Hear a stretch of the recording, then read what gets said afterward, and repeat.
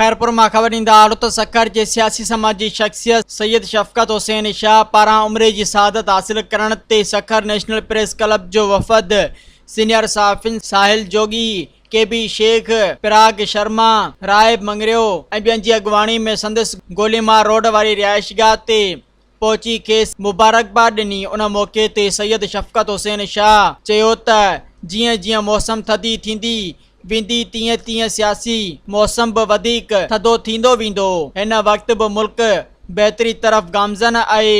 पंहिंजो मुल्क कुदरती वसीलनि सां मालामाल आहे। सियासी इस्तिकाम ज़रिए अञा वधीक मुल्क खे मुस्तहकम करे सघिजे थो। हिन वक़्तु हुकूमत ऐं इदारा मुल्क जी बहितरी लाइ जदोजहद करे रहिया आहिनि, जंहिंजा ईंदड़ वक़्त में तमामु सुठा नतीजा निकिरंदा। आख़िर में मुल्क जी तरक़ी ऐं ख़ुशहाली लाइ ख़ुसूसी दुआ पिणु घुरी वई। वफ़द में शाहिद सोलंकी, राइब मंगरियो, कासिम मलिक, शबीर जोगी, सरफराज चन्नू, ज़मीर गनियूं, राजा शेख ऐं शबीर मेमून शामिल हुआ। मज़ीद ख़बरनि ऐं तफ़सीलात लाइ विज़िट कयो असांजी वेबसाइट www.awamiNewsHD.com ऐं ॾिसंदा रहो अवामी न्यूज़ HD।